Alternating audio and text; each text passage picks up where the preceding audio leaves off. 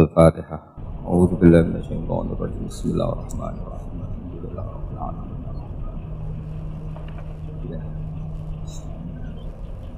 Shiratal ladzina an'amta 'alaihim ghairil maghdubi 'alaihim waladdallin. Sesuai janji saya untuk menghormati UI, saat tadi sudah matur sama Pak On juga sama Direktorat. UI adalah kampus yang didirikan oleh para ulama, para profesor, sehingga sudah seharusnya setiap makalah ilmiah itu ada referensinya, ada marojeknya, dan yang dipakai di seluruh dunia, di semuanya untuk ulumul Quran itu yang paling pokok pakai kitab Al-Itqan. Al-Itqan fi ulumil Quran karangannya Imam Suyuti. Sebelum saya terangkan teks persisnya, itu ada sekian problem dalam memahami Quran, terutama kalau lewat terjemah. Problem itu bisa gawat betul, memang bukan gawat-gawatan tapi gawat betul. Misalnya ada ayat begini dan terjemahnya pasti begini. Fa'ainama tuwallu fathamma wajhullah. Kamu menghadap mana saja, di arah manapun, di sana ada ridhonya Allah. Itu kalau hanya pakai terjemah, tentu menjadikan kita sholat bisa menghadap ke timur, ke barat, ke utara, dan ke apa? Selatan. Saya cerita sedikit tentang asbabun nuzul. Memang tema sekarang tentang asbabun nuzul. Dulu Rasulullah SAW ketika di Mekah itu sholat menghadap Ka'bah. Tapi setelah pindah di Madinah, di mana Madinah itu ada komunitas Yahudi dan Nasrani, Rasulullah itu menghadap ke Baitul Maqdis, kira-kira 16 bulan, 16 sampai 17 bulan. Semua riwayat itu kisarannya hanya 16 sampai berapa? 17 bulan. Sehingga orang Yahudi itu bilang begini, Muhammad ini baiklah, meskipun dia membawa agama baru, tapi kiblatnya masih ikut kita, masih baik kan. Setelah 16 bulan Nabi diperintahkan Allah untuk menghadap ke Ka'bah. Awal liwajhaka syatral masjidil haram. Maka orang Yahudi itu berontak. Berontaknya adalah kiblat mereka ditinggalkan. Cara berpikir orang Yahudi itu kiblat mereka ditinggal. Sehingga mereka bilang mawallahum an qiblatihim allati kanu 'alaiha. Apa yang menjadikan umat Islam berpaling dari kiblat Baitul Maqdis. Kemudian mereka provokatif betul. Ini perlu diperjelas. Provokatif. Bilang begini. Inna Muhammadan tahayyara fi din. Muhammad ini bingung dalam beragama. Sehingga habis ngomong A ngomong B, habis kiblat Ka'bah, kiblat Baitul Maqdis. Sehingga dalam banyak tarikh disebutkan peristiwa kiblat itu terbanyak melahirkan orang murtad, orang yang keluar dari Islam gara-gara provokasi orang Yahudi. Muhammad tahayyara fi din. Muhammad tuh bingung dalam menentukan pilihan apa? Beragama. Kemudian walhasil singkat cerita akhirnya Nabi itu madhep Ka'bah.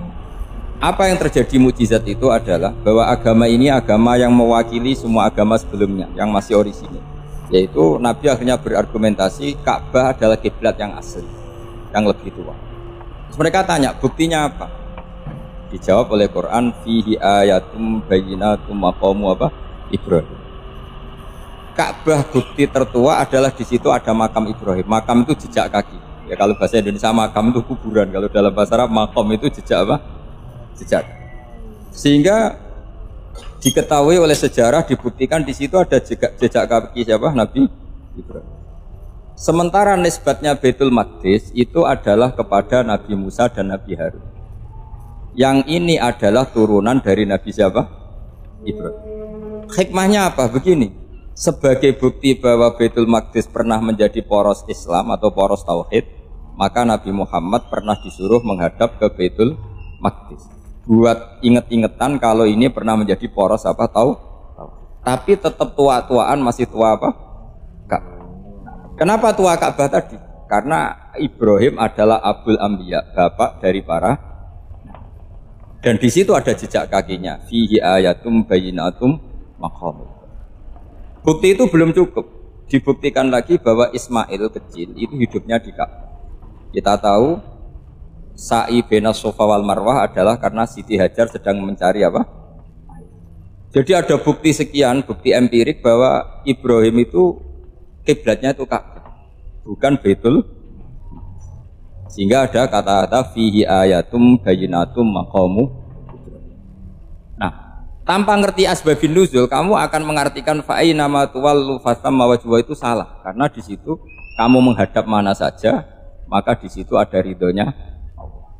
Maka para ulama memberi catatan, maksudnya begini, kamu menghadap kemana saja, asal itu yang diperintahkan Allah, maka di situ ada ridhonya.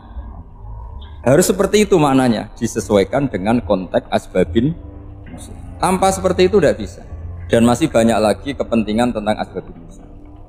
Jadi problem sekarang adalah banyak mufassir yang hanya mengartikan dari terjemah. Itu bahaya sekali. Jika ada orang yang menikah secara mut'ah, itu kan mirip kayak transaksi zina. Mereka berdalil famastamta'tum bihi minhunna fa'atuhunna ujurahun. Perempuan yang sudah kamu nikmati, yang penting kamu bayar. Terjemahnya seperti itu. Karena ujur itu jamaknya ujroh. Itu fatal sekali. Padahal ayat itu begini, settingannya begini, setting siakul kalamnya atau asbabun nuzulnya begini. Ini sekaligus, memang saya sengaja ngaji dengan tema yang berat untuk penghormatan pada yang ngaji. Kalau temanya ringan kan kayak TPQ. Jadi ini supaya gue keren-kerenan, ini ada doktor Pak Oni pernah dekan Fakultas Hukum. Jadi kalau saya nanti salah tinggal ditangkap saja, gampang kan? Tapi nangkap saya berurusan dengan Tuhan. Jadi, kalau orang dekat Allah itu yang tanggung jawab ke Allah. Jadi dia bisa menang di kepolisian tapi kalah di hukum Tuhan. Jadi kalau berhadapan-hadapan dengan saya. Begini asbabun nuzulnya begini. Wal muhsanatu minan nisa yang awal juz 5 itu, ya kita santai aja. Yang awal juz 5 itu sebetulnya maktuf, diatafkan pada ayat hurrimat alaikum ummahatukum wa banatukum wa akhwatukum wa ammatukum wa kholatukum wa banatul akhi wa banatul ukhti. Jadi perempuan yang haram dinikah itu ada 7. Yang faktor nasab, yaitu siapa? Ibu, putri, saudara putri, bulik dari bapak, amah itu bulik dari bapak, kholah itu bulik dari ibu, keponakan dari saudara lelaki, keponakan dari saudara perempuan. Ini disebut haram karena nasab gen. Kalau orang Jawa bilang hanya 4, karena ngitungnya bulik baik dari bapak maupun ibu. Kalau orang Jawa bilang kan bulik, terus keponakan, dihitung 1. Padahal ada keponakan dari saudara lelaki, ada keponakan dari saudara apa? Perempuan, wabanatul akhi, wabanatul ukhti. Terus kedua, haram karena rodok. Kita tahu dalam hukum Islam, rodok adalah sama dengan nasab. Jadi ibu yang pernah menyusui kamu berarti jadi ibu kamu, dan saudara sepenyusuan berarti menjadi saudara kamu. Ini disebut wa ummahatukumul lati arda'nakum wa akhwatukum minar. Terus ketiga haram karena musoharoh, karena besanan. Jadi pagi ini misalnya saya nikah dengan Sri, bilang qabil tu nikaha wa taswijaha bil maril madkur. Setelah nikah dengan Sri ini otomatis ibunya dia menjadi mertua. Otomatis haram saya apa? Nikah. Ini namanya haram karena musoharoh. Atau kamu punya anak Zaid. Zaid pagi ini akad dengan Sri. Berarti Sri adalah menantu Anda. Otomatis haram bagi Anda. Itu namanya haram karena musoharoh, karena bisanan. Itu yang disebut waroba apa haram-haram itu kan terus wa ummahatu nisaikum, apa ibu dari istri-istri kamu. Memang ini agak jelimet, tapi memang syaratnya mufassir harus biasa jelimet. Jangan hanya nyari partai ayat-ayat untuk kepentingan partai. Wah, itu ngeri. Kacau Quran dipakai kampanye. Terus itu berarti sudah 3 kan? Haram karena nasab, karena rodok, haram karena musoharoh. Terus yang keempat ini, haram yang bukan karena sebab pada seorang perempuan, tapi karena istri orang. Itu disebut wal muhsanatu minan nisa. Haram menikahi perempuan yang masih milik orang lain. Orang lain yang menikahi ini, istilahnya Allah adalah lelaki yang menikahi perempuan ini adalah lelaki sing muhsinina ghairu musafihin, secara nikah yang sah. Nah, nikah yang sah itu begini dalam hukum fikih Islam. Saya nikah dengan Sri, kalau hanya akad, itu saya wajib bayar mahar hanya separuh. Jadi kalau saya janji bayar 1 miliar, berarti wajib bayar berapa? 500 juta. Kalau janjinya 100 juta, hanya bayar 50 juta. Itu yang wajib bil akdi. Nanti wajib sepenuhnya nunggu bil jima. Kalau sudah hubungan intim baru wajib 100%. Jadi kalau ada di Jawa nikah dengan seperangkat alat sholat itu yang atasannya tok itu wajib karena akad. Nanti bawahnya nunggu setelah hubungan apa? Intim. Nah, ini hukum Quran bukan hukum saya. Makanya kan Wa in talaqtumuhunna min qabli an tamassuhunna, saat terus fanis fuma faradtum, hanya wajib bayar setengah.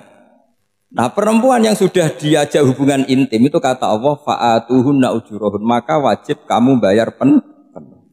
Jadi ayat itu tentang perempuan yang sudah dinikah, kita harus bayar berapa? Harus bayar penuh.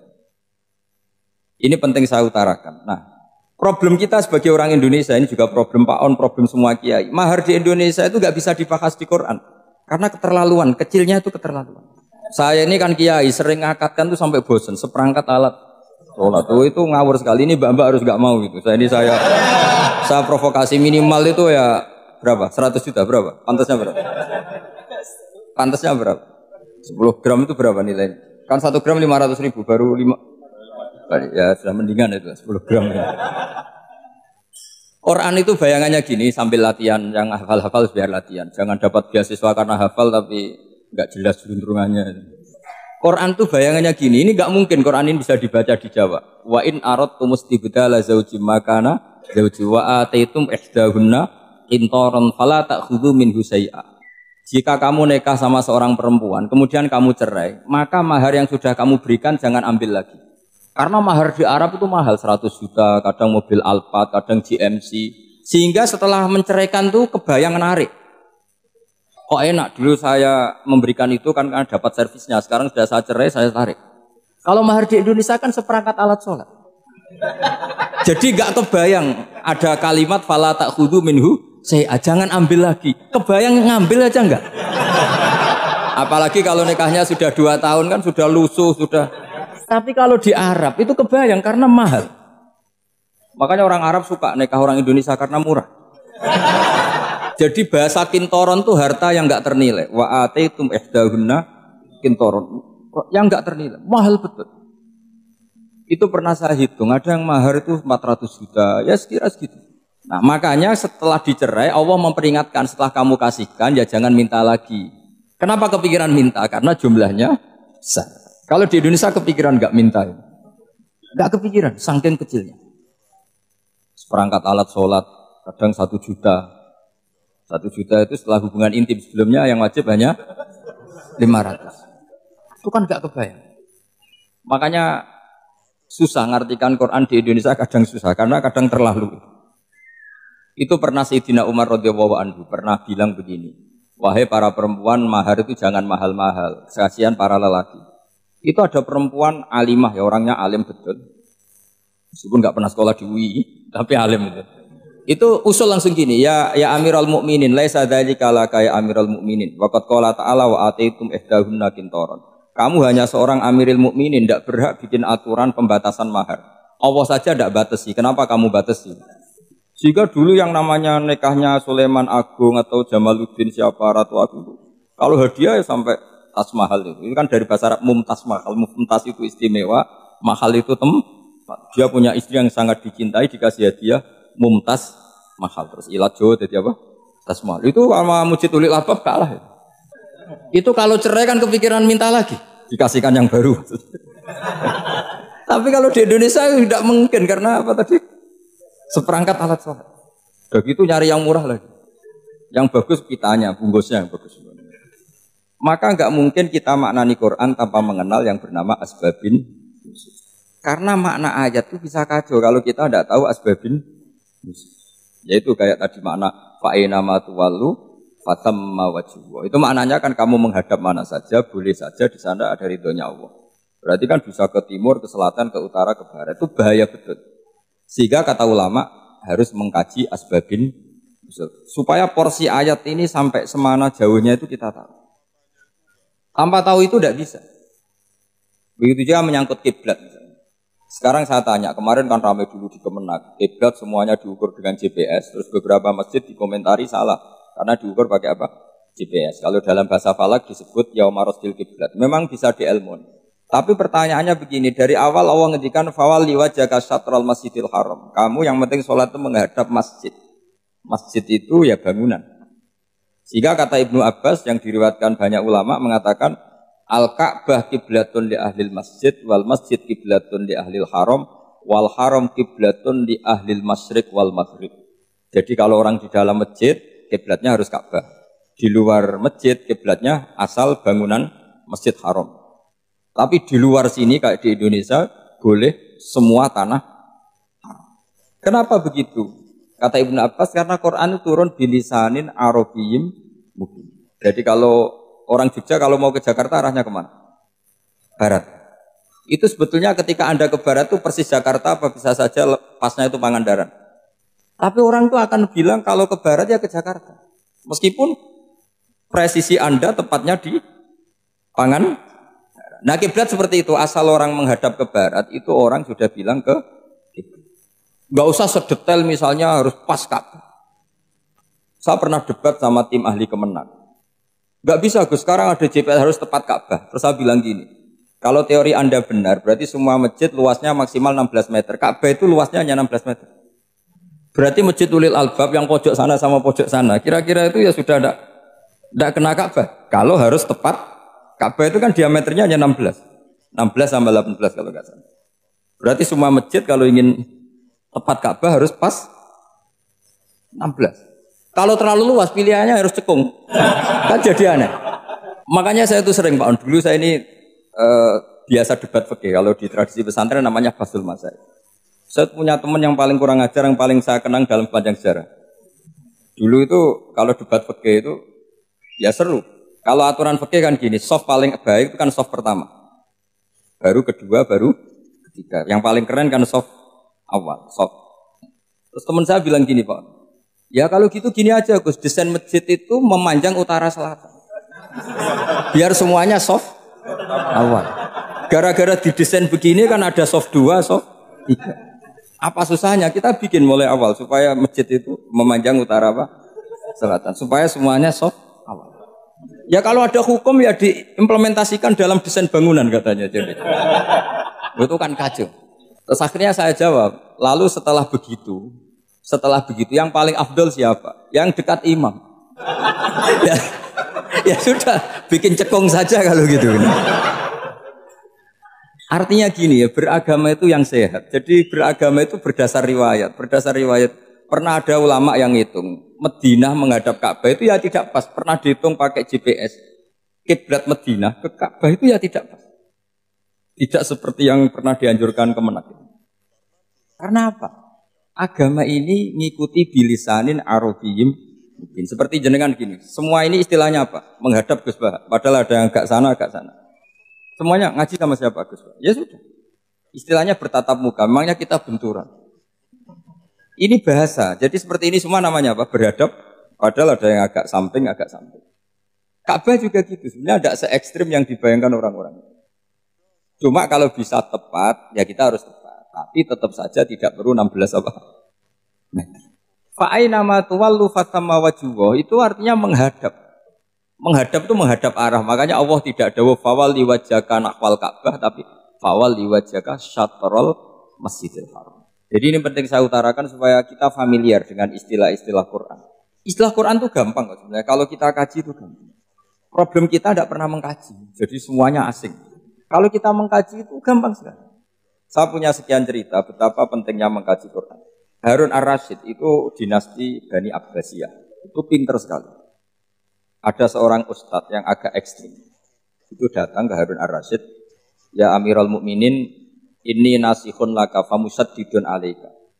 Fala tajidanna alayya fi nafsika syai'an. Saya mau nasihati kamu, tapi saya mohon jangan masukkan hati.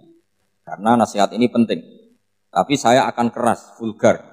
Akan keras, kritik saya akan keras. Karena Anda sebagai Amirul Mukminin tidak pecus. Apa kata Amirul Mukminin Harun Ar-Rasyid? Uskut ya ustadz. Sebagian riwayat uskut ya jahil, kamu itu ustadz bodoh, tidak usah banyak omong. Kenapa saya bodoh? Terus dibacakan ayat faqula lahu qaulal layyina la'allahu yatadzakkaru aw yakhsha. Inna Allaha ta'ala qad arsala man huwa khairun minka ila man huwa syarrun minni. Wa ma'a dzalika qala ta'ala faqula lahu qaulal layyina. Allah pernah menugaskan seorang yang lebih baik ketimbang kamu, yaitu Musa dan Harun. Musa dan Harun adalah seorang nabi. Kepada orang yang lebih buruk ketimbang saya, yaitu Fir'aun. Itu saja etikanya faqula lahu qaulal layyina. Kamu kalau ngomong yang halus, yang baik, yang berperadaban, kok kamu sama saya mau kasar? Akhirnya ustadznya ternyata pinter kamu, yes pinter aku. Jadi semudah itu. Allah itu menugaskan orang yang lebih baik ketimbang kamu, yaitu Nabi Musa, kepada orang yang lebih buruk ketimbang saya, yaitu Fir'aun. Itu saja ada etikanya. Kok kamu sama saya mau tambah etika? Mau main kasar hanya karena kamu merasa nasihat Anda benar? Jadi gampang sekali memahami Quran. Tapi lagi-lagi memang bagi ahlinya. Tapi ini saya bantu supaya sampean jadi ahli apa? Quran. Meskipun ngajinya sebulan sekali. Sudah sebulan sekali tidak punya kitabnya. Sudah. Jadi ulama dulu kalau belajar Quran itu gampang sekali. Saya berkali-kali cerita. Yang kitab saya baca di rektorat itu namanya Syajaratul Ma'arif. Itu kalau cerita bikin judul itu enak sekali. Babuna fil ibad bikullil bilad. Bab seseorang di mana saja hidupnya harus bermanfaat. Terus dalilnya itu hanya mengutip makalahnya Nabi Isa, wa ja'alani mubarakan ainama kuntu. Ciri utama seorang nabi apa? Saya di mana-mana adanya berkahi orang lain. Jadi berkah bagi orang lain. Maksudnya tidak jadi problem bagi orang lain. Artinya kamu hidup entah di Jogja seperti Pak Ono orang Jember, saya orang Rembang. Hidup di Jogja manfaat, di Jember ya manfaat, di mana-mana manfaat. Saya pernah di Korea seminggu ya manfaat. Saudara kita TKI yang di Korea ya manfaat, di sana bikin masjid, bikin apa? Karena ngendikane Allah menceritakan Nabi Isa siapa? Wa ja'alani mubarakan ainama kuntu. Saya adalah orang yang di mana-mana berkah. Artinya manusia eksistensinya harus seperti itu, hidup di mana saja berkah. Gampang sekali memahami Quran. Pernah Imam Syafi'i ditanya, kalau kamu enggak kehilangan air atau enggak ada air di satu daerah, cari-cari dulu. Sampai enggak ketemu. Setelah enggak ketemu air baru kamu boleh tayam. Imam Syafi'i ditanya, apa dalilnya harus mencari dulu? Kalau nggak ada air ya langsung tayamum saja. Kenapa harus nyari-nyari dulu? Jawabnya Imam Syafi'i itu gampang sekali. Qala ta'ala falam tajidu ma'an. Kemudian kamu tidak menemukan air. Di mana-mana tidak menemukan setelah mencari. Kalau belum mencari namanya tidak tahu. Kan ayatnya kan falam tajidu ma'an. Kemudian kamu tidak menemukan air. Tidak menemukan tuh nyari dulu apa langsung ambil sikap? Nyari dulu baru kesimpulannya tidak ketemu. Kalau belum pernah nyari namanya tidak tahu. Segampang itu ulama dulu memahami Quran karena konstruksinya utuh. Yaitu mereka tahu betul bahwa Quran itu bilisanin Arabiyyin. Ketika Futuhat Syam. Syam dulu itu dikuasai tentara Romawi. Era Sayyidina Umar Futuhat. Yerusalem dikuasai tentara Islam. Itu awal Sayyidina siapa? Umar radhiyallahu anhu. Ketika Futuhat mau ada pesta besar-besaran. Tapi Umar menolak. Ketika menolak, kenapa Anda menolak? Beliau hanya membaca ayat Innallaha ta'ala ayyara qauman faqala adhabtum thayyibatikum fi hayatikumud dunya. Allah itu mengkritik satu komunitas kaum yang zaman di dunia menghabiskan semua kenikmatan. Maka kita tidak perlu syukuran besar-besaran. Jangan-jangan jatah kita di akhirat kita habiskan di dunia.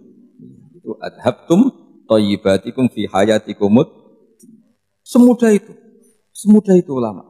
Rasulullah pernah dahar, pernah makan. Makan karena 3 hari gak makan, cara Indonesia gak makan nasi, gak makan daging, sudah lama sekali. 3 hari Nabi hanya makan kurma dan air putih. Pernah Nabi gak makan roti sampai 3 hari. Kalau Indonesia mungkin gak makan nasi. Di hari ketiga, ada sahabat yang berbaik hati, Nabi disembelihkan kambing, dipotongkan kambing, Nabi disuruh dahar. Itu baru dahar setengah piring, Nabi berhenti. Ketika ditanya, setengah piring itu kan sudah kuat. Untuk sholat, untuk apa sudah kuat. Ditanya, ya Rasulullah kenapa berhenti? Bukankah engkau tidak makan ini 3 hari? Nabi menjawab, walatus alunna yawma idzin anin naim. Semua nikmat yang saya rasakan nanti ada pertanggungjawabannya. Makanya saya tidak ingin banyak-banyak. Wah itu kalau diterapkan di sini enggak populer. Makanya saya tahu gayanya ngaji Quran itu enggak siap dengan konsep-konsep Quran itu. Jadi segampang itu orang dulu. Nah karena apa ya itu tadi? Mereka tahu asbabun nuzul. Quran itu diturunkan dalam konteks apa? Lafaz ini arahnya kayak apa? Mutlak muqayyadnya kayak apa? Muhkam mutasabihnya kayak apa? Nasah mansuhnya kayak apa? Nah sedikit saya cerita ini mungkin contoh terakhir supaya agak lama-lama. Nanti bingung kalau lama. Yang bingung ya saya. Bingung cara memahamkan. Jadi kalau guru itu kan bingung cara memahamkan. Kalau murid bingung cara memahami. Gak tahu tingkat kebingungannya sama. Kalau guru itu bingung cara memahamkan. Kalau murid bingung cara, jadi ini pertemuan 2 kelompok bingung. Yang satu bingung cara memahamkan, yang satu bingung cara. Kalau orang ekstremis bingung cara merusak suasana, nah, itu nggak benar itu. Ada loh. Rasulullah itu anak nabi. Itu paling pusing yang ngadepi orang-orang yang ekstrem. Karena apa? Cara berpikir itu lompatannya itu enggak tertib. Jadi nabi itu cara berpikir itu kecerdasan nubuah. Sementara orang ekstrem cara berpikir itu kecerdasan nafsu, bukan kecerdasan manusia. Kalau manusia masih baik nafsu. Misalnya begini, kalau dalam tradisi nubuah itu, saya dengan Pak Anu berteman lama, mulai tahun 2000 berapa. Itu kalau Pak Anu bertamu ke saya, harusnya tidak usah tak kasih makan, karena sudah dekat. Tapi kalau kenalan baru itu dikasih makan, disangoni. Jadi Nabi itu perilakunya agak unik. Akhirnya ada orang yang cara berpikir itu dangkal. Ya Rasulullah ini tidak fair. Yang iman lama tidak diservis, yang iman baru diservis. Cara berpikir Nabi begini, orang Ansor itu kan sering memberi Nabi. Perjuangannya Nabi ditopang orang apa? Ansor. Donatur lah, kira-kira orang Ansor itu donatur. Donatur itu keren. Karena donatur itu artinya al-yadul ulya khairum minal yadis. Sehingga ketika Nabi sudah menguasai negara, menguasai Mekah Medina, sudah futuhat, itu orang Ansor tetap enggak diservis. Yang diservis Nabi itu orang-orang baru masuk Islam, disebut wal mu'allafati qulubuhum atau Islam mu'allaf. Ada 1-2 orang yang protes, tentu yang enggak pinter. Tukang protes pasti tidak pinter. Wong iskal-iskalnya sendiri, otaknya enggak sampai-sampainya sendiri, orang lain disuruh jawab. Makanya di sini tidak ada tanya jawab, nanti iskal-iskal kamu sendiri, bingung-bingung kamu sendiri, saya disuruh jawab. Berarti Gus Pak enggak mau ditanya, ya memang enggak mau karena tadi jawab sendiri aja, nanti pinter sendiri, kapan-kapan pinter sendiri. Akhirnya tanya begini, cara tanya gini, ya Rasulullah, ini enggak fair. Orang sudah Islam lama setelah negara terbuka milik Anda, setelah kita menang, setelah kita menguasai negara, enggak kamu servis. Sementara yang baru Islam kamu, Nabi itu bertanya senyum-senyum, rileks saja. Lama-lama tambah ekstrim pertanyaannya. Kata Umar, ya Rasulullah saya beri izin untuk membunuh orang ini. Umar itu pikirannya karena mangkel Nabi. Nabi jangan.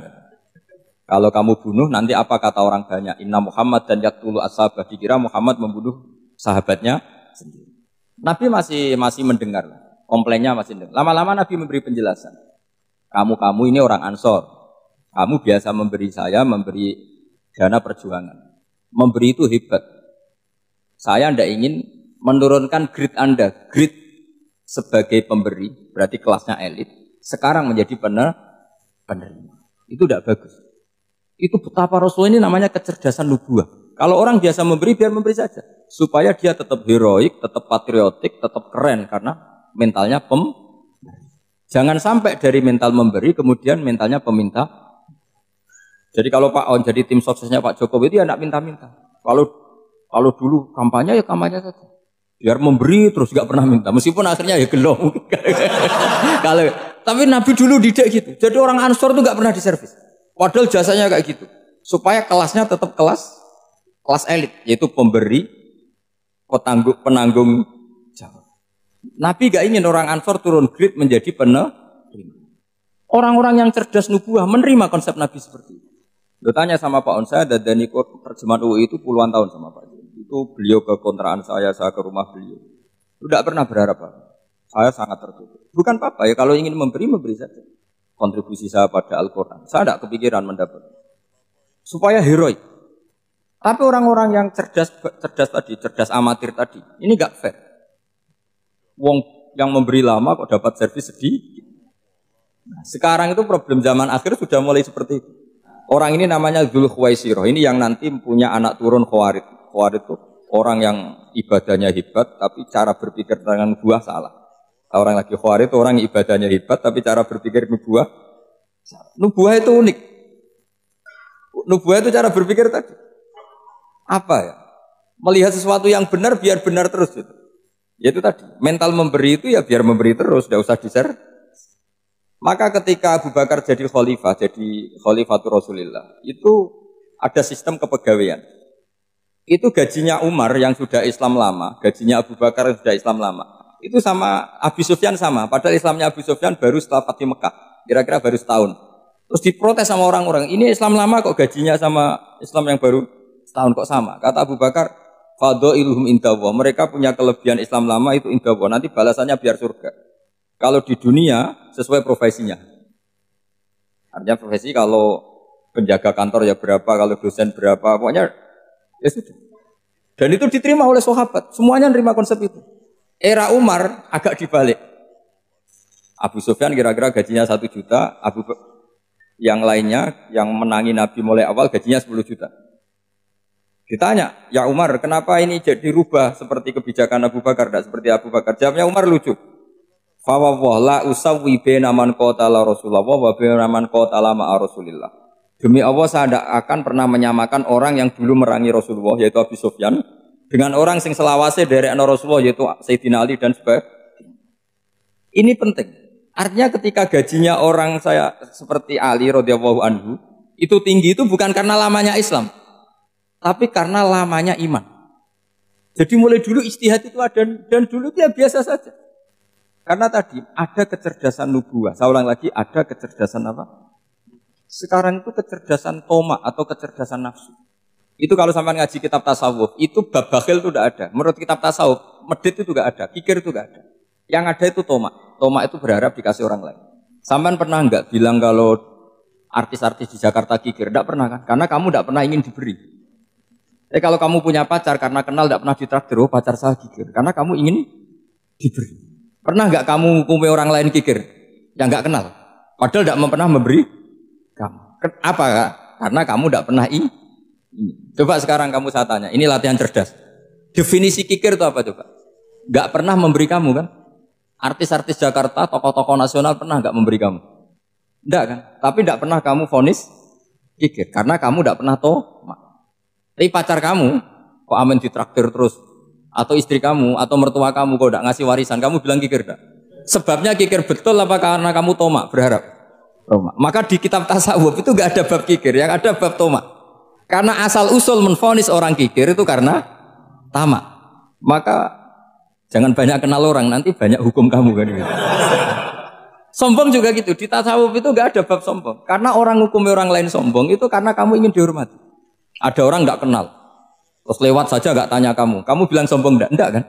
Tapi kalau kenal, oh sombong betul, kenal enggak tanya kan gitu. Jadi tasawuf itu sisi unik dari khazanah Islam. Makanya di tasawuf itu enggak ada kritik terhadap kikir. Ya tentu kikir itu buruk, pasti ya kikir itu buruk. Tapi enggak perlu dikritik. Jangan-jangan yang salah kamu. Mau kenal Pak On di PPAI terus ingin jadi sekretarisnya.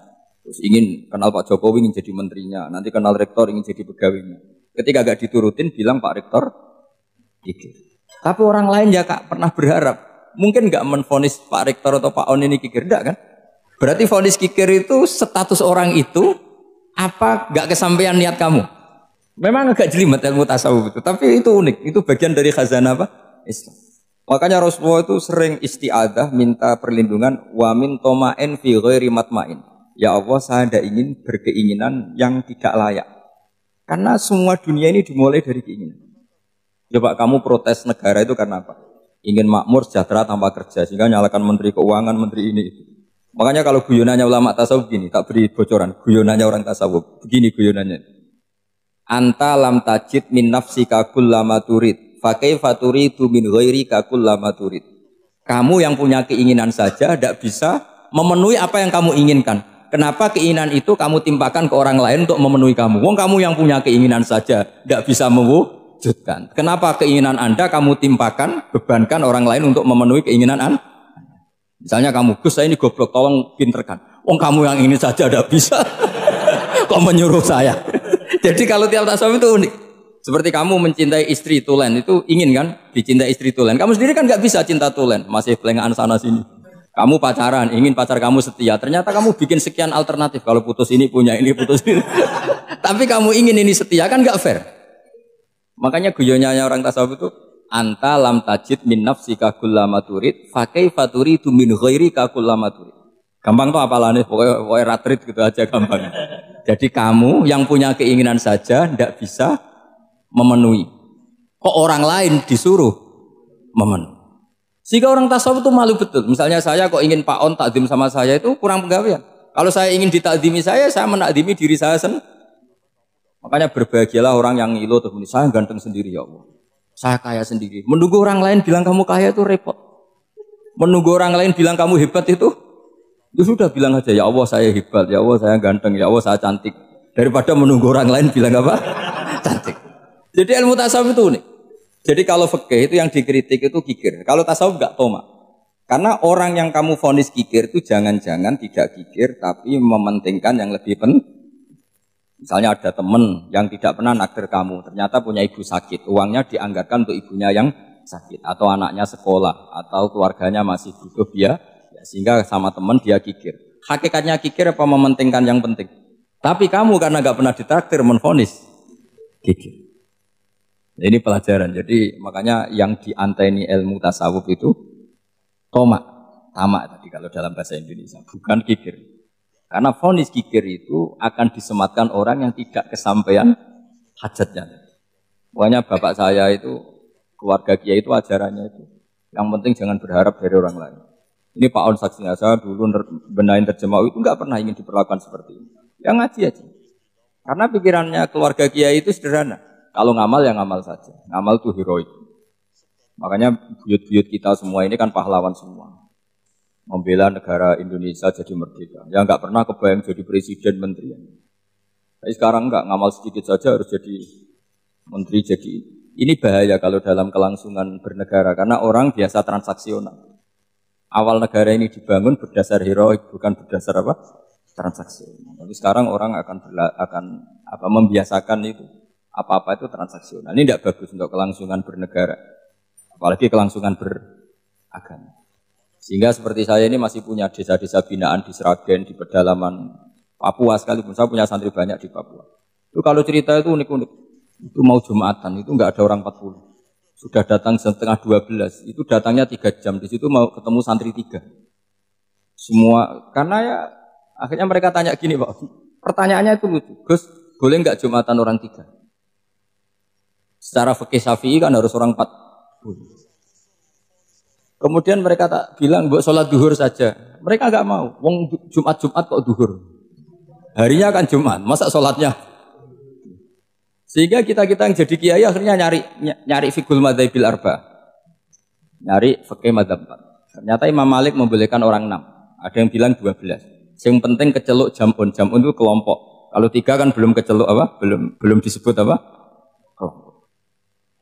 Ini penting saya utarakan supaya kita berjuang itu bukan karena sefri seperti ini kayak di Ulil Albab, masjidnya keren, kampus swasta tertua, terus termasuk nomor 1-2 di Indonesia. Oke, kita syukur dengan kebesaran UI. Tapi yang namanya dakwah itu menjadikan orang tidak tahu menjadi tahu, termasuk kepada desa-desa tertinggi. Sama. Yang namanya menteri itu pembantu presiden untuk memenuhi kebutuhan rakyat banyak. Sekarang misalnya menteri pertaniannya itu hebat, cerdas, tapi petani nggak mau nandur padi, mau apa? Coba yang membantu ketahanan pangan itu para petani mau nanam padi apa karena menteri pertanian? Karena petani mau nanam. Ya sudah GR saja, kita pembantu presiden semua. Karena ikut menyumbangkan ketahanan pangan. Tapi kamu kan nggak digaji, kita keren, ngamal tambah harap gaji. Ini penting supaya Anda itu nggak hati kecil gitu. Ikut menyumbang negara tanpa ingin dapat gaji. Keren enggak? Dan itu nubuah. Apa? Nubuah. Orang Ansor itu seperti itu. Sehingga ketika Rasulullah wafat dan ada kompetisi kepemimpinan, itu orang Ansor enggak ikut. Sudah kita makmum saja, silahkan dibagi di saking baiknya orang Ansor. Makanya saya ulang lagi ya. Kecerdasan nubuah ini yang enggak difahami orang Khawarij. Orang Khawarij cara berpikir yang kerja banyak harus dapat banyak. Sementara kecerdasan nubuah enggak. Yang biasa memberi, terus memberi saja, biar derajatnya tetap al-yadul ulya. Bismillahirrahmanirrahim. Ini saya baca supaya dapat berkahnya ulama-ulama dulu. Karena ini dikarang oleh ulama yang dipakai rujukan seluruh dunia. Begini, qala Ibnu Taimiyah, ma'rifatu sababin nuzuli yu'inu ala fahmil ayat.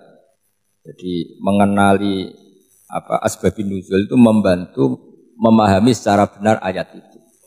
Karena tadi kalau ayat itu dipotong itu maknanya bisa kacau kayak tadi famastam ta'tum bihi minhunna fa'atuhunna ujurahun. Kalau diterjemah itu kan mendukung kawin mut'ah.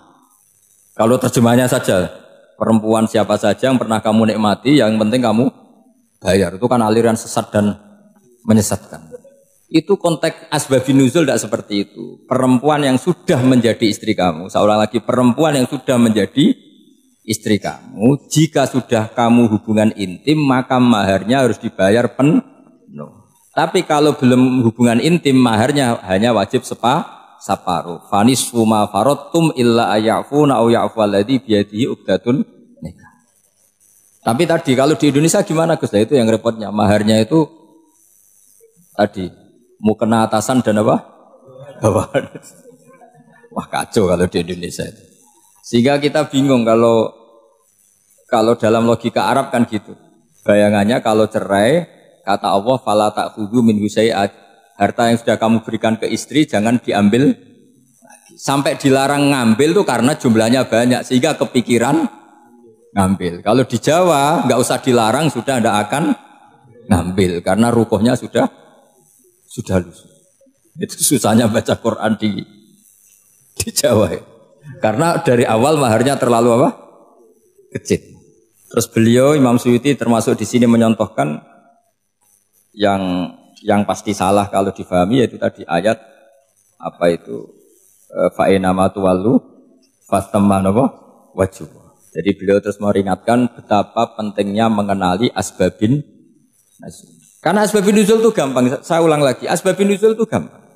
Gampangnya begini ya, kan ada satu peristiwa. Misalnya begini, Rasulullah itu kan mengkritik penuhanan Lata dan Uzza. Berhala-berhala itu dituhankan, dikritik sama Rasulullah. Kemudian mereka begini, karena mereka biasa personifikasi Tuhan. Muhammad, kalau Tuhan itu tidak Lata Uzza dan itu terbuat dari batu, lalu Tuhan Anda itu dari apa? Amin fiddotin audabin, lalu Tuhan Anda ini dari emas apa dari perak? Karena mereka nggak bisa membayangkan Tuhan tanpa dipersonifikasi.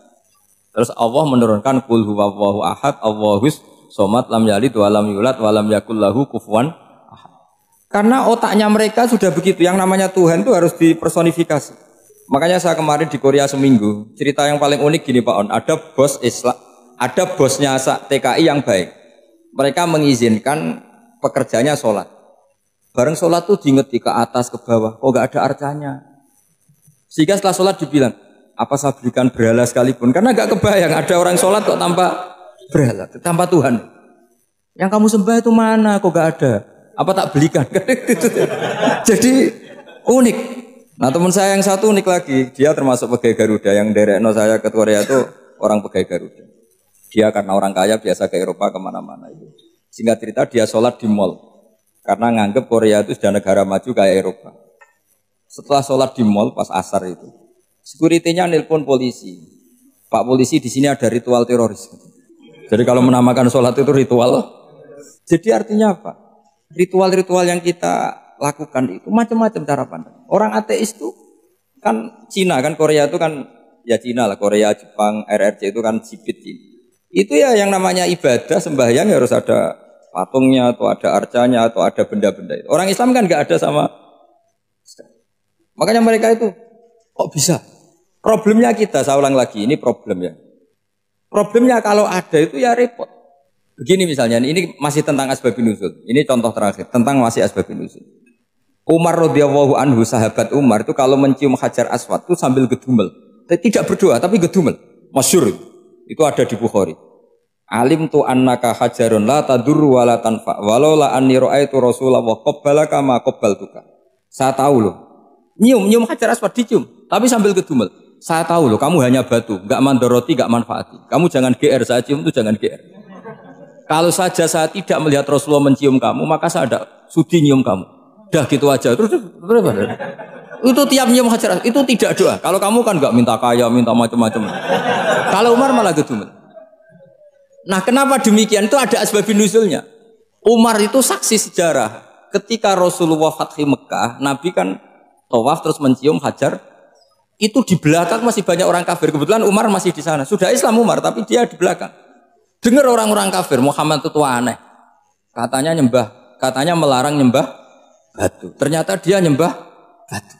Jadi Nabi nyium Hajar Aswad itu dikira nyembah batu.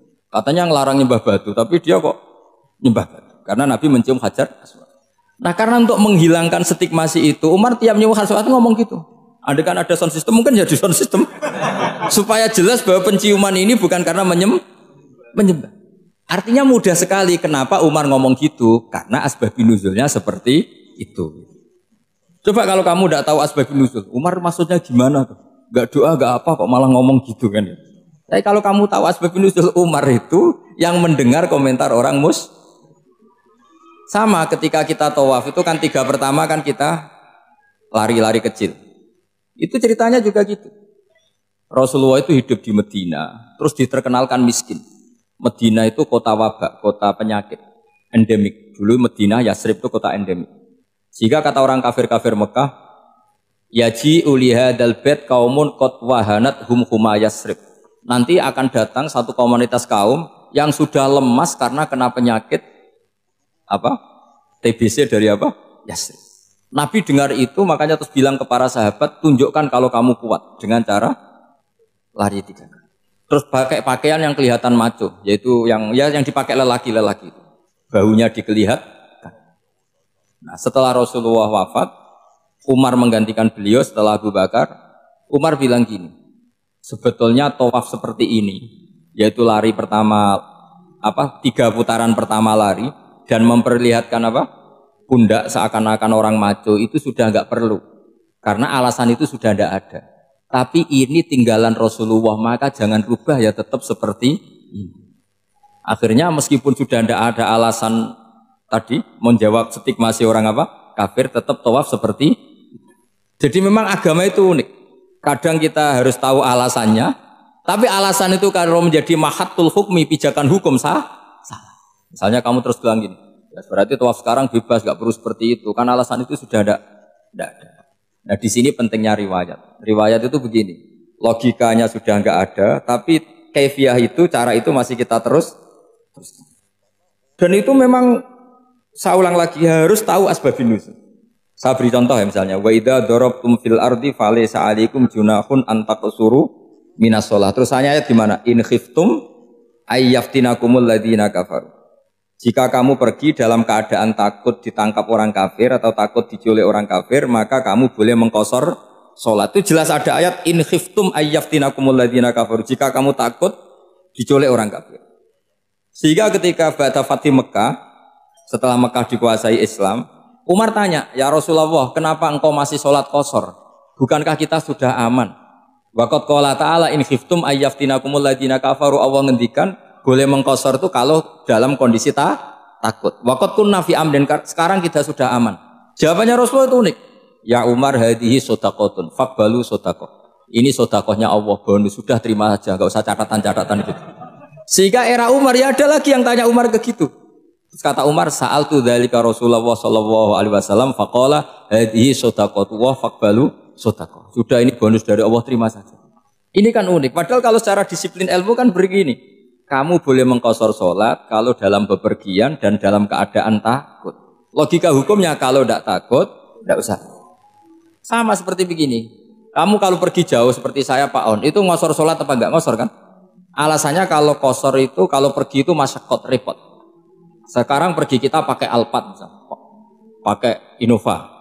Bawa uang, disupirin, itu masyakot enggak?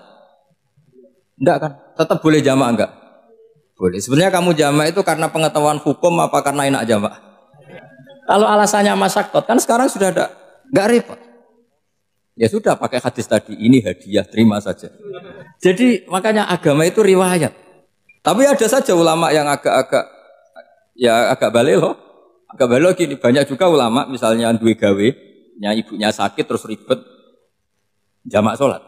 Kenapa? Ribet ngurumat ibu. Makanya ada saja kiai yang duwe gawe mantu itu terus jamak sholat, tapi jangan ikuti. Tapi ada saja karena alasannya jamak itu karena apa? Repot. Ya ada saja, tapi ya jangan ditiru. Cuma saya ini cerita analisis hukum itu memang agak-agak unik. Jadi tadi kadang Nabi itu ditanya, ya Rasulullah, kita dulu boleh jamak qasar ini kan karena in khiftum ayyaftinakumul ladzina kafaru, takut diancam orang kafir. Sekarang aman, kenapa tetap jamak? Jawabannya Nabi, ini hadiah, terima saja. Ya ada sahabat yang bantah, kenapa Nabi? Allah itu zat yang baik, kalau sudah ngaji bonus nggak pernah ditarik lagi.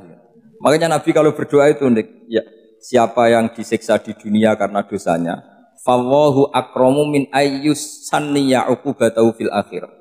Kalau ada orang salah, kok di dunia sudah dikasih sanksi, Allah itu lebih mulia untuk mengulang nanti di akhirat. Akram itu Allah terlalu mulia, maksudnya orang kepikiran, wis males ya selesai, tidak akan Kalau sampean kan enggak, masih ingin lagi, ingin lagi. Jadi itu cara berpikir apa? Nubuah. Jadi berpikir nubuah itu beda.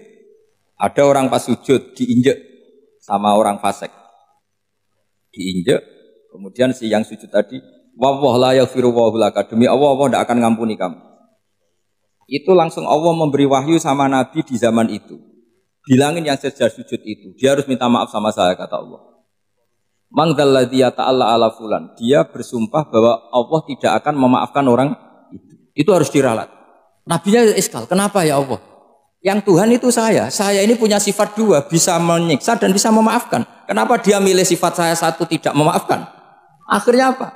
Orang yang nginjek tadi sama Allah dikasih tobat dan jadi orang soleh. Jadi itu makanya kamu nggak boleh jadi orang ekstrim nyifati Allahnya satu. Nggak boleh, Allah tetap bisa yaghfiru liman yasha wa yu'adzibu may yasha. Sifatnya Allah dua ya tetap dua, nggak boleh kamu pilih satu. Misalnya kamu kan biasanya gini, yang ghafur untuk kamu, yang sadidul uqab untuk orang lain. Mesti kelakuannya sama kan begitu. Tidak boleh seperti itu. Rasulullah kayak apa bencinya sama Wahsy? Karena Wahsy itu qatilu Hamzah. Yang membunuh Sayyid Hamzah siapa? Itu bencinya bukan main Rasulullah. Sampai maksud-maksud Wahsy. Tapi sama Allah malah diturunkan ayat laisa laka minal amri syai'un aw yatuba alaihim aw yu'adzib. Muhammad, meskipun kamu kekasih saya itu tidak wilayah kamu, memaafkan atau enggak, terserah saya, kata Allah. Ternyata betul, malah Wahsy dikasih tobat. Nah sekarang enggak, orang itu nyifati Allah sama orang lain sadidul iqab, kalau sama dirinya enggak boleh seperti itu. Allah ya sifatnya tetap dua. Jadi boleh kamu misalnya berdoa, ya Allah mbak yang cantik itu semoga dapat jadi istri saya. Mbaknya juga boleh berdoa, ya Allah naudzubillah min dzalik. Jadi ini adu kekuatan, nanti terserah nanti Allah pihak yang mana. Kayaknya pihak yang perempuan. Karena kasihan kan kalau cantik dapat orang apa? Jelek. Saya tuh andaikan boleh fatwa fikih, yang saya haramkan tuh orang jelek dapat orang jelek. Karena kasihan anak-anaknya, tahu-tahu jelek banget. Jadi itu kan kasihan itu. Jadi dalam Islam itu seperti itu. Jadi apapun benci kita sama musuh kita, Allah bisa saja memperlakukan musuh kita secara baik. Karena Allah itu yaghfir. Tetap kita harus sifati Allah yaghfiru liman yasha wa yu'adzibu. Jangan karena kita benci seseorang seakan-akan Allah sama dia pasti yu'adzib. Pasti menyik. Itu yang dicontohkan Allah kepada Rasulnya, yaitu beliau tidak cocok sama Wahsy, malah Wahsy dikasih petunjuk. Makanya terus ada ayat apa? Laisa laka minal amri syai'un aw yatuba alaihim aw yu'adzibah. Muhammad, tidak wilayah kamu, saya menentukan mengadab atau Makanya rata-rata kiai ulama itu halim. Orang halim itu rileks. Layinal janib, tidak gampang menvonis orang lain. Biar Allah tetap dengan sifatnya yaf'alu ma yasha, bahwa Allah bisa melakukan apa saja. Soal kamu benci sama seorang, benci saja atas nama kamu. Jangan nyatut-nyatut Allah. Misalnya kamu cinta seseorang, wah ini yang calon presiden ini harus jadi presiden. Ternyata Allah menghendaki jadi menteri, mau apa coba? Ya Allah ya falu ma yasha, mau apa coba? Yang kiai atau Pak On, BPAI, pantasnya kan menteri agama itu Pak On. Tapi kalau Pak yang takdir gitu mau apa? Ya sudah, Allah ya falu. Santai aja. Itu rileksnya ahlul ilmi, ya sudah santai saja. Ini negaranya Allah, ini kerajaan Allah, ini buminya Allah, ya Allah biarin ya fahlu. Masa jadi Tuhan Allah, kamu yang repot. Kira-kira jadi Tuhan itu Allah, kamu yang repot. Ya Allah biar tetap ya fahlu. Mayasa Allah boleh yaghfiru liman yasha wa yu'adzibu mayasa. Saya kayak tips. Assalamualaikum warahmatullahi wabarakatuh. Ini supaya gue keren-kerenan, ini ada doktor Pak Oni pernah dekan Fakultas Hukum. Jadi kalau saya nanti salah tinggal ditangkap saja, gampang kan? Tapi nangkap saya berurusan dengan Tuhan. Jadi, kalau orang dekat Allah itu yang tanggung jawab itu Allah. Jadi dia bisa menang di kepolisian tapi kalah di hukum Tuhan. Jadi, kalau berhadapan-hadapan dengan saya. Begini asbabun nuzulnya begini. Wal muhsanatu minan nisa yang awal juz 5 itu, ya kita santai aja. Yang awal juz 5 itu sebetulnya maktuf, diatafkan pada ayat hurrimat alaikum ummahatukum wa banatukum wa akhwatukum wa ammatukum wa kholatukum wa banatul akhi wa banatul ukhti. Jadi perempuan yang haram dinikah itu ada 7. Yang faktor nasab, yaitu siapa? Ibu, putri, saudara putri, bulik dari bapak, ammah itu bulik dari bapak, kholah itu bulik dari ibu, keponakan dari saudara lelaki, keponakan dari saudara perempuan. Ini disebut haram karena nasab gen. Kalau orang Jawa bilang hanya 4 karena ngitungnya bule baik dari bapak maupun ibu. Kalau orang Jawa bilang kan bule terus keponakan dihitung 1. Padahal ada keponakan dari saudara laki, ada keponakan dari saudara apa? Perempuan. Wa banatul akhi wa banatul ukhti. Terus kedua haram karena rodok. Kita tahu dalam hukum Islam rodok adalah sama dengan nasab. Jadi ibu yang pernah menyusui kamu berarti jadi ibu kamu, dan saudara sepenyusuan berarti menjadi saudara kamu. Ini disebut wa ummahatukumul lati arda'nakum wa akhwatukum minar radha'. Terus ketiga haram karena musoharoh, karena besanan. Jadi pagi ini misalnya saya nikah dengan Sri, bilang qabil tu nikaha wa taswijaha bil mar'il madkur. Setelah nikah dengan Sri ini otomatis ibunya dia menjadi mertua. Otomatis haram saya apa? Nikah. Ini namanya haram karena musoharoh. Atau kamu punya anak Zaid. Zaid pagi ini akad dengan Sri. Berarti Sri adalah menantu Anda. Otomatis haram bagi Anda. Itu namanya haram karena musoharoh, karena bisanan. Itu yang disebut waroba apa haram-haram itu kan terus wa ummahatu nisaikum. Apa ibu dari istri-istri kamu. Memang ini agak jelimet, tapi memang syaratnya mufassir harus biasa jelimet. Jangan hanya nyari partai ayat-ayat untuk kepentingan partai. Wah, itu ngeri. Kacau Quran dipakai kampanye. Terus itu berarti sudah 3 kan? Haram karena nasab, karena rodok, haram karena musuh. Terus yang keempat ini haram yang bukan karena sebab pada seorang perempuan, tapi karena istri orang. Itu disebut wal muhsanatu minan nisa. Haram menikahi perempuan yang masih milik orang lain. Orang lain yang menikahi ini, istilahnya Allah adalah lelaki yang menikahi perempuan ini adalah lelaki sing muhsinina ghairu musafihin, secara nikah yang sah. Nah, nikah yang sah itu begini dalam hukum fikih Islam.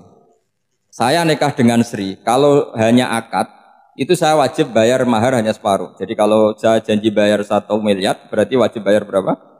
500 juta. Kalau janjinya 100 juta hanya bayar 50 juta. Itu yang wajib bil akdi. Nanti wajib sepenuhnya nunggu bil jima. Kalau sudah hubungan intim baru wajib 100%. Jadi kalau ada di Jawa nikah dengan seperangkat alat sholat itu yang atasannya tok itu wajib karena akad. Nanti bawahnya nunggu setelah hubungan apa? Intim. Ini hukum Quran bukan hukum saya.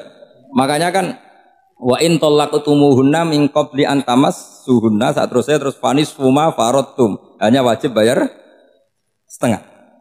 Nah, perempuan yang sudah diajak hubungan intim itu kata Allah fa'atuhunna ujurahun, maka wajib kamu bayar penuh. Jadi ayat itu tentang perempuan yang sudah dinikah, kita harus bayar berapa? Harus bayar penuh. Ini penting saya utarakan. Nah, problem kita sebagai orang Indonesia ini juga problem Pak On, problem semua kiai. Mahar di Indonesia itu nggak bisa dibahas di Quran karena keterlaluan, kecilnya itu keterlaluan. Saya ini kan kiai, sering ngakatkan tuh sampai bosan, seperangkat alat sholat itu ngawur sekali. Ini mbak-mbak harus nggak mau gitu. Saya provokasi minimal itu ya berapa? 100 juta berapa? Pantasnya berapa? Pantasnya berapa? 10 gram itu berapa nilainya? Kan 1 gram 500.000 baru 5. Ya sudah mendingan itu 10 gram ya. Quran itu bayangannya gini sambil latihan, yang hafal-hafal biar latihan. Jangan dapat beasiswa karena hafal tapi nggak jelas juntrungannya. Quran itu bayangannya gini, ini nggak mungkin Quran ini bisa dibaca di Jawa. Wa in aradtum istibdala zawji makana zawji wa ataitum ihdahunna qintaran fala ta'khudhu minhu syai'a. Jika kamu nikah sama seorang perempuan, kemudian kamu cerai, maka mahar yang sudah kamu berikan jangan ambil lagi. Karena mahar di Arab itu mahal 100 juta, kadang mobil Alphard, kadang GMC. Sehingga setelah menceraikan tuh kebayang menarik. Kok enak dulu saya memberikan itu kan karena dapat servisnya. Sekarang sudah saya cerai, saya tarik. Kalau mahar di Indonesia kan seperangkat alat sholat. Jadi gak kebayang ada kalimat fala ta'khudhu minhu saya jangan ambil lagi. Kebayang ngambil aja enggak? Apalagi kalau nikahnya sudah 2 tahun kan sudah lusuh, sudah. Tapi kalau di Arab itu kebayang karena mahal. Makanya orang Arab suka nikah orang Indonesia karena murah. Jadi bahasa kintoron tuh harta yang enggak ternilai. Wa ataitum ihdahunna kintoron. Yang enggak ternilai, mahal betul. Itu pernah saya hitung, ada yang mahar itu 400 juta, ya sekira segitu. Nah makanya setelah dicerai, Allah memperingatkan setelah kamu kasihkan, ya jangan minta lagi. Kenapa kepikiran minta? Karena jumlahnya besar. Kalau di Indonesia kepikiran nggak minta, nggak kepikiran, saking kecilnya. Seperangkat alat sholat, kadang 1 juta. 1 juta itu setelah hubungan intim sebelumnya yang wajib hanya 500. Itu kan nggak kebayang. Makanya susah ngartikan Quran di Indonesia, kadang susah karena kadang terlalu. Itu pernah Sayyidina Umar radhiyallahu anhu pernah bilang begini, wahai para perempuan, mahar itu jangan mahal-mahal, kasihan para lelaki. Itu ada perempuan alimah, ya orangnya alim betul, meskipun nggak pernah sekolah di UI, tapi alim itu. Itu usul langsung gini, ya Amirul Mukminin, laisa dzalika laka ya Amirul Mukminin, waqad qala ta'ala wa ataitum ihdahunna qintaran. Kamu hanya seorang Amirul Mukminin, tidak berhak bikin aturan pembatasan mahar. Allah saja tidak batasi, kenapa kamu batasi? Jika dulu yang namanya nikahnya Sulaiman Agung atau Jamaluddin siapa Ratu Agung, kalau hadiah ya sampai tas mahal itu. Ini kan dari bahasa Arab mumtaz mahal. Mumtaz itu istimewa, mahal itu tempat. Dia punya istri yang sangat dicintai, dikasih hadiah mumtaz mahal. Terus ilat jo jadi apa? Tas mahal. Itu sama Mujid Ulil Albab kalah. Itu kalau cerai kan kepikiran minta lagi, dikasihkan yang baru. Tapi kalau di Indonesia tidak mungkin karena apa tadi? Seperangkat alat sholat. Begitu nyari yang murah lagi. Yang bagus kitanya, bungkusnya yang bagus. Maka nggak mungkin kita maknani Quran tanpa mengenal yang bernama asbabin. Karena makna ayat itu bisa kacau kalau kita tidak tahu asbabin. Yaitu kayak tadi makna fa'ina ma tuwallu fatamma wajhu. Itu maknanya kan kamu menghadap mana saja, boleh saja di sana ada ridhonya Allah. Berarti kan bisa ke timur, ke selatan, ke utara, ke barat. Itu bahaya betul. Sehingga kata ulama harus mengkaji asbabin supaya porsi ayat ini sampai semana jauhnya itu kita tahu. Tanpa tahu itu tidak bisa. Begitu juga menyangkut kiblat. Sekarang saya tanya, kemarin kan ramai dulu di Kemenak, kiblat semuanya diukur dengan GPS, terus beberapa masjid dikomentari salah karena diukur pakai apa? GPS. Kalau dalam bahasa falak disebut yaumarostil kiblat. Memang bisa diilmun. Tapi pertanyaannya begini, dari awal Allah ngendikan fawalli wajhaka syatral masjidil haram. Kamu yang penting sholat itu menghadap masjid. Masjid itu ya bangunan. Sehingga kata Ibnu Abbas yang diriwayatkan banyak ulama mengatakan al-Ka'bah kiblatun li ahlil masjid wal masjid kiblatun li ahlil haram wal haram kiblatun li ahlil masyriq wal maghrib. Jadi kalau orang di dalam masjid kiblatnya harus Ka'bah. Di luar masjid kiblatnya asal bangunan Masjid Haram. Tapi di luar sini kayak di Indonesia boleh semua tanah haram. Kenapa begitu? Kata Ibnu Abbas karena Quran itu turun bilisanin arabiyyin mubin. Jadi kalau orang Jogja kalau mau ke Jakarta arahnya kemana? Barat. Itu sebetulnya ketika Anda ke barat itu persis Jakarta apa bisa saja pasnya itu Pangandaran. Tapi orang itu akan bilang kalau ke barat ya ke Jakarta. Meskipun presisi Anda tepatnya di Pangandaran. Nah kiblat seperti itu, asal orang menghadap ke barat itu orang sudah bilang ke kiblat. Gak usah sedetail misalnya harus pas Ka'bah. Saya pernah debat sama tim ahli Kemenak. Gak bisa Gus, sekarang ada GPS harus tepat Ka'bah. Terus saya bilang gini, kalau teori Anda benar, berarti semua masjid luasnya maksimal 16 meter. Ka'bah itu luasnya hanya 16 meter. Berarti Masjid Ulil Albab yang pojok sana sama pojok sana, kira-kira itu ya sudah tidak kena Ka'bah. Kalau harus tepat Ka'bah itu kan diameternya hanya 16 sampai 18 kalau nggak salah. Berarti semua masjid kalau ingin tepat Ka'bah harus pas 16. Kalau terlalu luas pilihannya harus cekung. Kan jadi aneh. Makanya saya itu sering Pak On, dulu saya ini biasa debat fikih. Kalau di tradisi pesantren namanya Fasul Masail. Saya punya teman yang paling kurang ajar, yang paling saya kenang dalam sepanjang sejarah. Dulu itu kalau debat fikih itu ya seru. Kalau aturan fikih kan gini, soft paling baik itu kan soft pertama. Baru kedua, baru ketiga. Yang paling keren kan soft awal, soft. Terus teman saya bilang gini Pak, ya kalau gitu gini aja Gus, desain masjid itu memanjang utara selatan. Biar semuanya soft awal. Gara-gara didesain begini kan ada soft 2, soft 3. Apa susahnya? Kita bikin mulai awal supaya masjid itu memanjang utara apa? Selatan. Supaya semuanya soft awal. Ya kalau ada hukum ya diimplementasikan dalam desain bangunan katanya. Jadi itu kan kacau. Terus akhirnya saya jawab, lalu setelah begitu yang paling afdol siapa? Yang dekat imam. ya, ya sudah, bikin cekung saja kalau gitu. Artinya gini ya, beragama itu yang sehat. Jadi beragama itu berdasar riwayat. Berdasar riwayat, pernah ada ulama yang ngitung, Madinah menghadap Ka'bah itu ya tidak pas. Pernah dihitung pakai GPS. Kiblat Madinah ke Ka'bah itu ya tidak pas. Tidak seperti yang pernah dianjurkan Kemenak. Karena apa? Agama ini ngikuti bilisanin Arabiyyim. Seperti jenengan gini. Semua ini istilahnya apa? Menghadap Gus Bah. Padahal ada yang agak sana, agak sana. Semuanya ngaji sama siapa Gus Bah? Ya sudah. Istilahnya bertatap muka. Memangnya kita benturan. Ini bahasa. Jadi seperti ini semua namanya apa? Berhadap. Padahal ada yang agak samping, agak samping. Ka'bah juga gitu. Sebenarnya tidak se-ekstrim yang dibayangkan orang-orang. Cuma kalau bisa tepat, ya kita harus tepat. Tapi tetap saja tidak perlu 16 apa? Meter. Fa'aina ma tuwallu fathamma wajhuhu itu artinya menghadap. Menghadap itu menghadap arah. Makanya Allah tidak dawuh fawalli wajhaka nahwal Ka'bah, tapi fawalli wajhaka syatrul Masjidil Haram. Jadi ini penting saya utarakan supaya kita familiar dengan istilah-istilah Quran. Istilah Quran itu gampang kok sebenarnya. Kalau kita kaji itu gampang. Problem kita tidak pernah mengkaji. Jadi semuanya asing. Kalau kita mengkaji itu gampang sekali. Saya punya sekian cerita betapa pentingnya mengkaji Quran. Harun ar-Rasyid itu dinasti Bani Abbasiyah. Itu pinter sekali. Ada seorang ustadz yang agak ekstrim. Itu datang ke Harun ar-Rasyid. Ya Amirul Mukminin, inni nasihun laka famusaddidun alaika. Fala tajidanna alayya fi nafsika syai'an. Saya mau nasihati kamu tapi saya mohon jangan masukkan hati. Karena nasihat ini penting. Tapi saya akan keras, vulgar, akan keras, kritik saya akan keras. Karena Anda sebagai Amirul Mukminin tidak pecus. Apa kata Amirul Mukminin Harun ar-Rasyid? Uskut ya Ustadz. Sebagian riwayat uskut ya jahil. Kamu itu Ustadz bodoh, tidak usah banyak omong. Kenapa saya bodoh? Terus dibacakan ayat. Faqula lahu qaulal layyinal la'allahu yatadzakkaru aw yakhsha.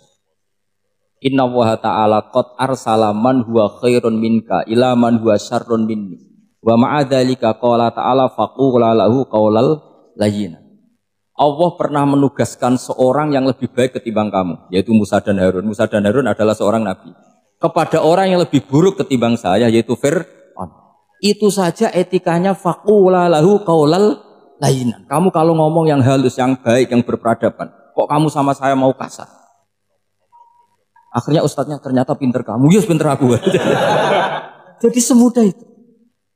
Allah itu menugaskan orang yang lebih baik ketimbang kamu, yaitu Nabi Musa. Kepada orang yang lebih buruk ketimbang saya, yaitu Fir'aun. Itu saja ada etikanya. Kok kamu sama saya mau tambah etika? Mau main kasar hanya karena kamu merasa nasihat Anda benar? Jadi gampang sekali memahami Quran. Tapi lagi-lagi memang bagi ahlinya. Tapi ini saya bantu supaya sampean jadi ahli apa? Quran. Meskipun ngajinya sebulan sekali. Sudah sebulan sekali tidak punya kitabnya. Sudah. Jadi ulama dulu kalau belajar Quran itu gampang sekali. Saya berkali-kali cerita. Yang kitab saya baca di rektorat itu namanya Syajaratul Ma'arif. Itu kalau cerita bikin judul itu enak sekali. Babuna fil ibad bikullil bilad. Bab seseorang di mana saja hidupnya harus bermanfaat. Terus dalilnya itu hanya mengutip makalahnya Nabi Isa, wa ja'alani mubarakan ainama kuntu. Ciri utama seorang nabi apa? Saya di mana-mana adanya berkahi orang lain. Jadi berkah bagi orang lain. Maksudnya tidak jadi problem bagi orang lain. Artinya kamu hidup entah di Jogja seperti Pak Ono orang Jember, saya orang Rembang. Hidup di Jogja manfaat, di Jember ya manfaat, di mana-mana manfaat. Saya pernah di Korea seminggu ya manfaat. Saudara kita TKI yang di Korea ya manfaat, di sana bikin masjid, bikin apa. Karena ngendikane Allah menceritakan Nabi Isa siapa? Wa ja'alani mubarakan ainama kuntu. Saya adalah orang yang di mana-mana berkah. Artinya manusia eksistensinya harus seperti itu, hidup di mana saja berkah. Gampang sekali memahami. Pernah Imam Syafi'i ditanya, kalau kamu enggak kehilangan air atau enggak ada air di satu daerah, cari-cari dulu. Sampai enggak ketemu. Setelah enggak ketemu air baru kamu boleh tayam. Imam Syafi'i ditanya, apa dalilnya harus mencari dulu? Kalau nggak ada air ya langsung tayamum saja. Kenapa harus nyari-nyari dulu? Jawabnya Imam Syafi'i itu gampang sekali.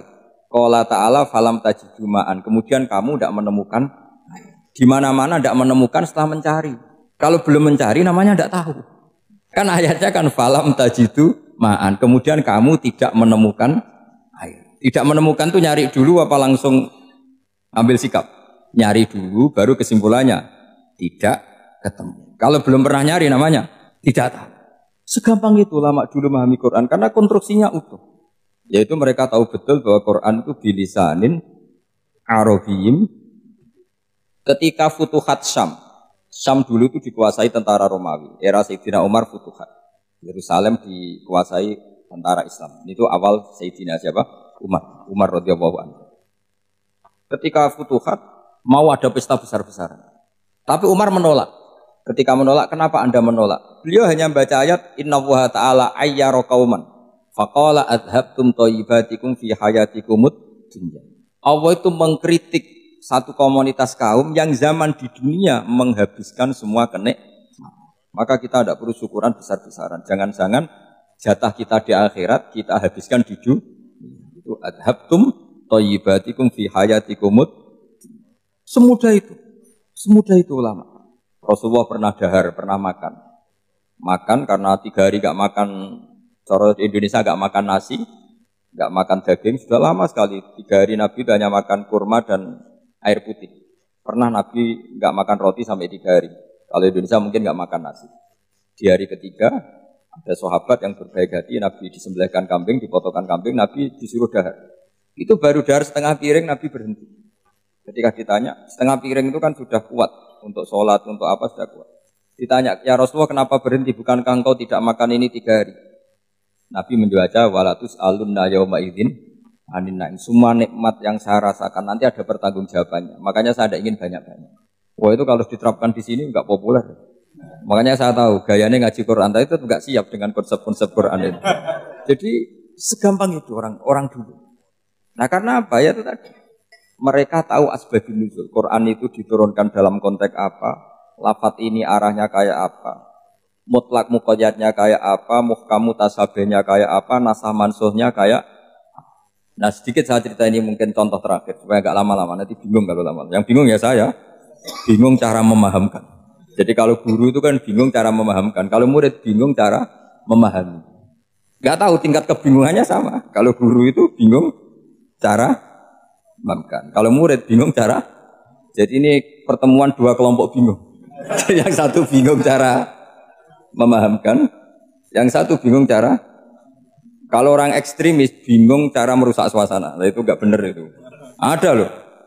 Rasulullah itu nabi. Itu paling pusing yang ngadepi orang-orang yang ekstrim. Karena apa? Cara berpikir itu lompatannya itu enggak tertib. Jadi Nabi itu cara berpikir itu kecerdasan nubuah. Sementara orang ekstrim cara berpikir itu kecerdasan nafsu. Bukan kecerdasan manusia. Kalau manusia masih baik nafsu. Misalnya begini, kalau dalam tradisi nubuah itu. Saya dengan Pak Anu berteman lama. Mulai tahun 2000 berapa. Itu kalau Pak Anu bertamu ke saya, harusnya tidak usah tak kasih makan. Karena sudah dekat. Tapi kalau kenalan baru itu dikasih makan, disangoni. Jadi Nabi itu perilakunya agak unik. Akhirnya ada orang yang cara berpikir itu dangkal. Ya Rasulullah ini tidak fair. Yang iman lama tidak diservis, yang